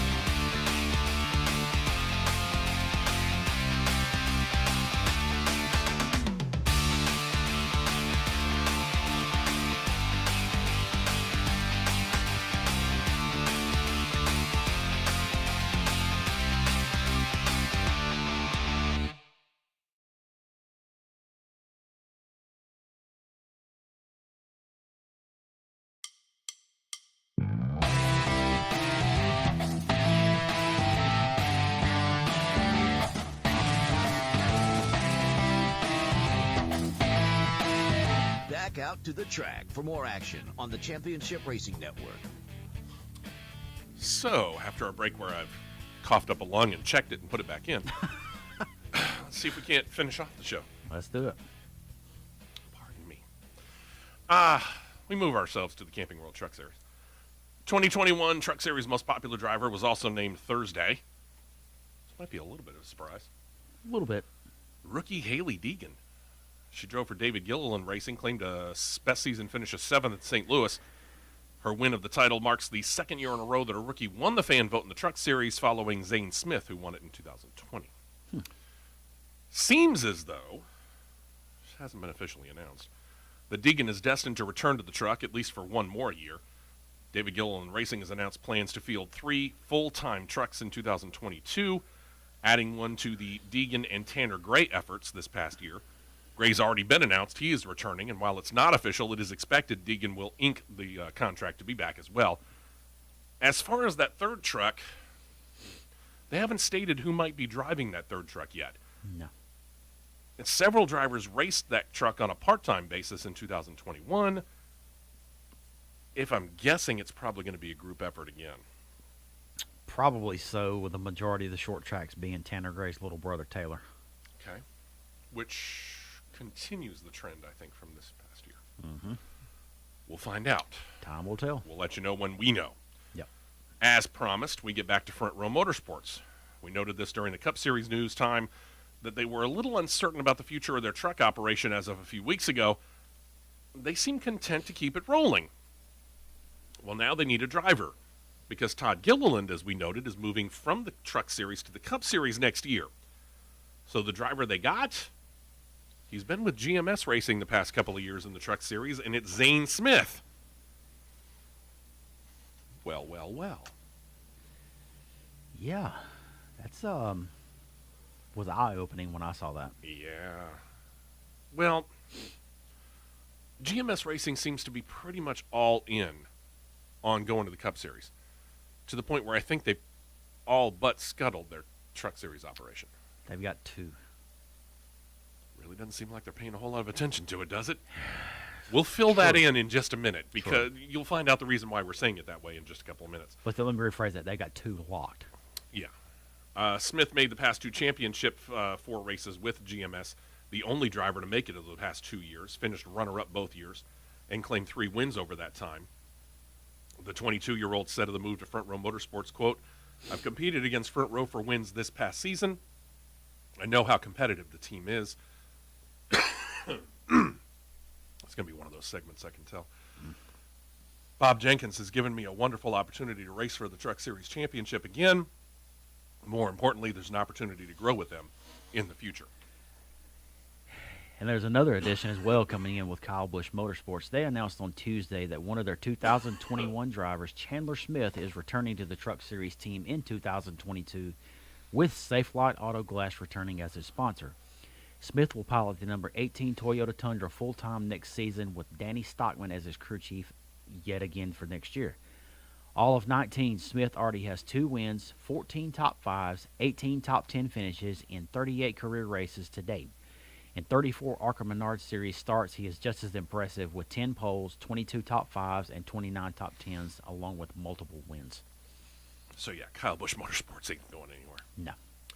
How about this, though? We got ourselves a new Camping World Truck Series team. Spire Motorsports has started a Truck Series operation. And to run the team, we picked up a couple of impressive people. Ex-Hattori Racing Enterprises General Manager Mike Gretschy is moving over to run the operation. And they've tabbed veteran crew chief Kevin Bono Mannion, who left GMS Racing, there's that thing again, to lead the Spire driver or drivers. Mm-hmm. The team has yet to come up with a schedule, which kind of means that maybe their first-year truck will be a part-time effort. They have not named who might drive their truck, the number, or any sponsors of the truck for that matter.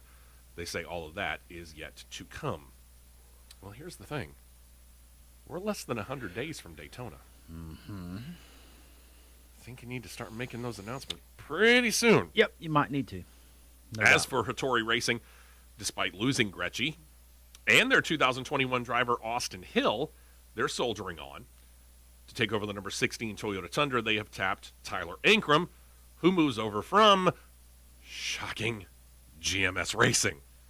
And they've inked sponsor Leuna to be the sponsor on that truck for 20 of the 23 races. Veteran crew chief Scott Zipadelli will call the shots there. The team also announced that, despite having lost Austin Hill, they're actually going to expand their operation to 2 full-time trucks next year and tapped another former GMS Racing driver to get behind the wheel of their new number 61 Toyota Tundra. That driver hails from Tuscaloosa, Alabama. His name is Chase Purdy. Purdy will be sponsored by his longtime partner, Bama Buggies. Purdy's, I say, relatively untested. He's got only 30 Truck Series starts to his credit with no wins so far, but he has shown some promise. And if we know anything about Hattori Racing Enterprises, don't count them out. No, they are extremely sneaky. They're sneaky. That's a good way to put it. I like that. Yeah, they're sneaky. I like that. Another driving changing teams is the guy who surprisingly won the Talladega Truck Series race just a couple of months ago, Tate Fogelman. Who? Yeah, Tate Fogelman. He left Young's Motorsports. He joins On Point Motorsports. He released a statement that read in part, quote, "I know everybody that works here is dedicated to racing just like I am. They're willing to work hard, use their resources, and they've had success in the previous season. I'm hoping to build on that." I got to say, what does that statement say about Young's Motorsports where you got a win? It's tough to say. That kind of sounds like to me he was throwing them under the bus for something. It does, doesn't it? It sounds a lot like it. Okay. Let's get back to this whole Nashville connection thing we were talking about a little bit earlier. Postseason award ceremonies in Nashville, doing the burnouts on Broadway, which was an impressive sight. There's no doubt about that. And Trackhouse Motorsports is talking about moving their headquarters, their racing operations, from the Charlotte area to the Nashville area. Then we get this. Nashville Mayor John Cooper and officials of Bristol Motor Speedway have reportedly reached terms on a deal that will, I emphasize the word will, bring racing back to the historic Nashville Fairgrounds Speedway, according to the newspaper The Tennessean. The initial report of the deal came out on Tuesday, saying that later in the week the official announcement would be forthcoming. I never saw the official announcement, but I'm sure that it did.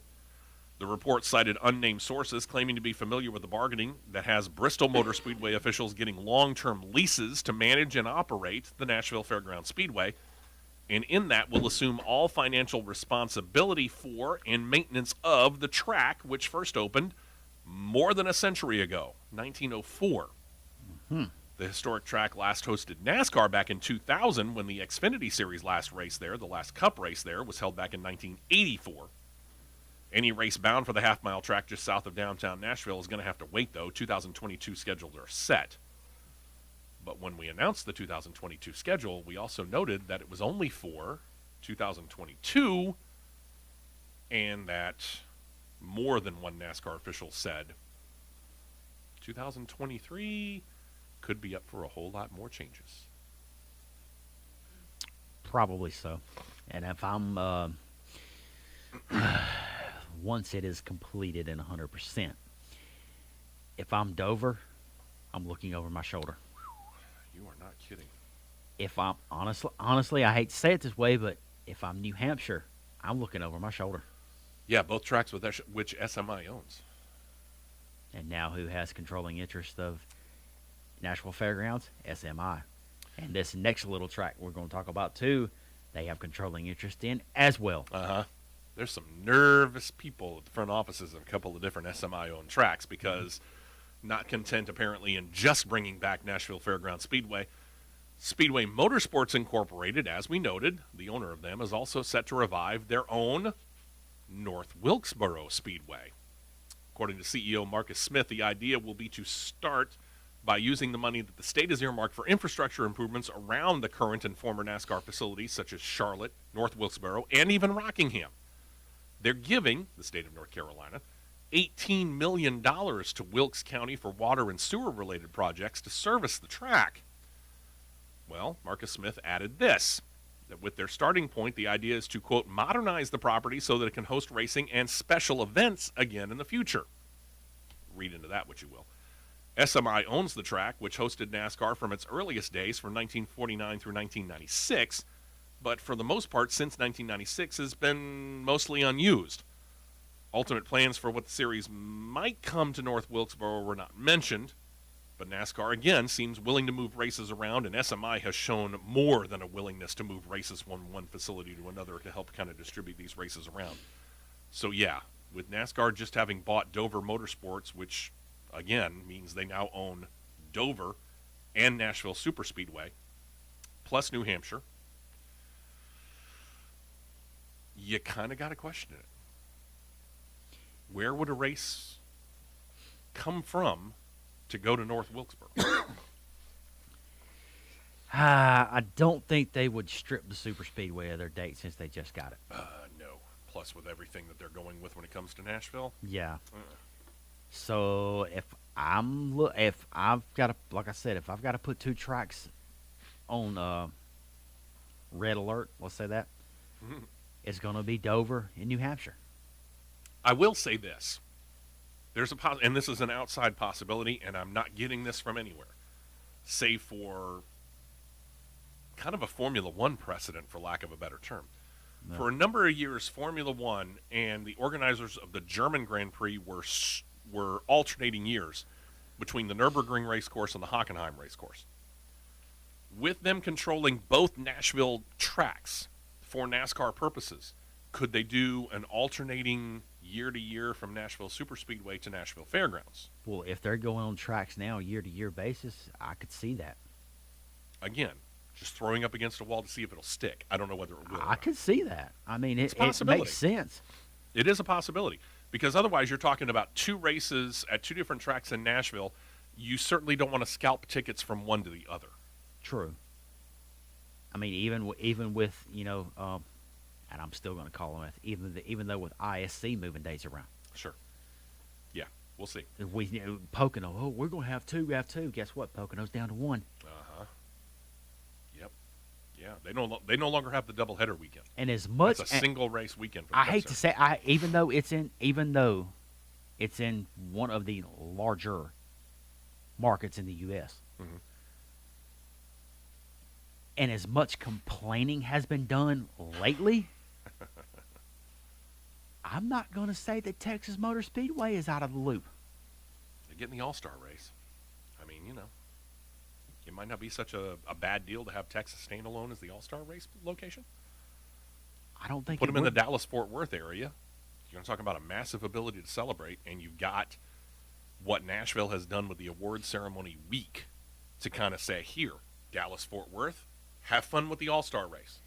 But, and the reason I'm saying this is because I went this past year. Move it to a different time of the year, because June in the state of Texas is brutal. Hot. Brutal.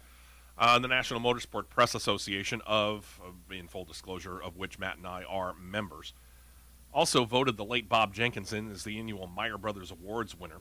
Named for the brothers Billy and Bobby Myers, the award recognizes people or groups that have gone above and beyond in promoting the sport of stock car racing. We talked about Bob Jenkins, who passed away in August of this year, succumbing to brain cancer. Bob Jenkins was 73 years old and a more than deserving winner, and I think you and I talked about it at the time. No doubt. When we got the ballots for this, that we both agreed Bob Jenkins was the man who deserved it more than any other nominee. Not that the other nominees were chopped liver, but Bob Jenkins deserved it. No question. No question. This weekend also marks the famed Snowball Derby down in Pensacola, Florida, in case you hadn't heard. It has itself plenty of NASCAR representation, as usual. It's probably one of, if not the most prestigious super late model races in the nation. It's at the historic Five Flag Speedway in Pensacola. Cup Series driver Eric Jones and Ryan Preece are going to be there, along with several full and part-time Truck Series and Xfinity Series drivers. Drivers like Chandler Smith, Carson Hocevar, Grant Enfinger, who's from nearby Mobile, Derek Kraus, Chase Birdie, who, as we mentioned, is from Tuscaloosa, Corey Haim, Arca Menards West Series champion Jesse Love, and your defending Snowball Derby champion, Ty Majeski, who ran 4 Truck Series races, will be down there later this, or I guess they're already there. We saw a pretty bad wreck there. Oh, they're wide open down there already. Was that practice? No, that was a race. Which one was that, Snowflake? No, that was not the Snowflake. That was the Pro Trucks. Pro Trucks, okay. What's the Pro Trucks? By the way, for those of you that don't know, the Snowball Derby has been held for a while. Its first race was held in 1968, has had several well-known winners, including the likes of Donnie Allison, who won it in 1975. Darrell Waltrip won it the next year. Kyle Busch is a two-time winner, 2009, 2017. Chase Elliott's a two-time winner, 2011, 2015. John Hunter Nemechek won it in 2014, and Noah Gragson in 2018. And there's one more note about this year's Snowball Derby. If you remember former Camping World Truck Series driver Rich Bickle, this will be his final time behind the wheel. Bickle is a racing veteran. He's driven for some 45 years in different racing series. He claims more than 400 wins over that time in all the competition, up to and including 3 wins in Truck Series competition, and no less than 5 Snowball Derby wins. Yep. I've got the qualifying from last night, touching on those main ones that you talked about. Okay. Let's see. Chandler Smith will start second. The top 27, no, the top 29, top 30 are locked in. Okay. Chandler Smith will start second. Corey Heim will start third. Eric Jones will start fifth. Ryan Preece will start 12th. Eric Jones, by the way, has a win in this. That's how he got into NASCAR competition, because he beat out Kyle Busch in this Snowball Derby. Yeah. Ty Majeski will roll off 19th. Sammy Smith, he drives for JGR in Arca East. He'll roll off 20th. Jesse Love will roll off 23rd. Luke Fenhouse, the guy that gave Smoke a run for his money at Slinger, he'll start 26th. Grant Enfinger's 27th. Carson Hocevar he's got to run in through the last chance. He was 34th. Ouch. Derek Kraus, 39th. Rich Bickle, 42nd, but he is in the race with a promoter's provisional. I agree with that. And he should get it. And that is it. Okay. And let's flip to the NHRA real quick. For the NHRA, 2021 was a banner year. And that it's just in the Camping World Drag Racing Series actually is notable, because they were able to celebrate 70 years and 1,000 total events all this year. During that time, they can claim 21 drivers who have amassed at least 50 event wins, led by Hall of Famer John Force, who, still counting, has 154 wins. But that being said, there are plenty of drivers who could easily grab their 50th win in 2022. 4 drivers are currently sitting at 49. Doug Kalitta, Eddie Krawick, Jeff Taylor, and Edmund Richardson. The last 2 run in the NHRA Sportsman Division, which is why you probably have not heard of them, likely anyway. Also of note, in 2022, seems very likely that Greg Anderson will become only the 4th driver to claim 100 event wins. He'll join John Force, Dan Fletcher, and David Rampey. 4-time defending Top Fuel champion Steve Torrence being given plenty of kudos from his hometown of Kilgore, Texas. Torrence claimed his 4th straight Top Fuel title earlier this month. It was the town's Christmas Parade Grand Marshal Tuesday evening, and for the remainder of 2021, the main street in that East Texas town will be renamed from Kilgore Street to Steve Torrence Way. And then there was this. We've talked about the links between Tony Stewart's fledgling NHRA team and Don Schumacher Racing. Well, Don Schumacher Racing pilots Dodges. Sure. And Tony Stewart Racing hasn't announced what brand they're going to use in the NHRA. Yep. But some eagle-eyed people happened to watch kind of an unveiling of the Tony Stewart drag racing shop. And there seemed to be more than one note to either Mopar or Dodge, which has some wondering. And there's nothing concrete to this, by the way. But it has some wondering as to whether, number one, Dodge keeps making news about coming back to NASCAR. And number 2, should they come back to NASCAR, would Tony Stewart and Stewart Haas Racing make that move? Well, I think, simply put, we'll see how much of a gambler Edsel Ford is if they do. Yeah, because you want to talk about big fish in a big pond. But you've also got the growing pains of trying to bring Dodge back into the sport. Very true. And Tony Stewart has the proper person to ask about that in the Superstar Racing Experience, SRX, Ray Evernham. Correct. Time will tell. Correct. Hope you all enjoyed the show. We'll be back again next week to do it all again. Enjoy the day. SEC Championship. If you happen to have a dog in the hunt, no pun intended, y'all take it easy. Talk to you This later. has been a presentation of the Championship Racing Network.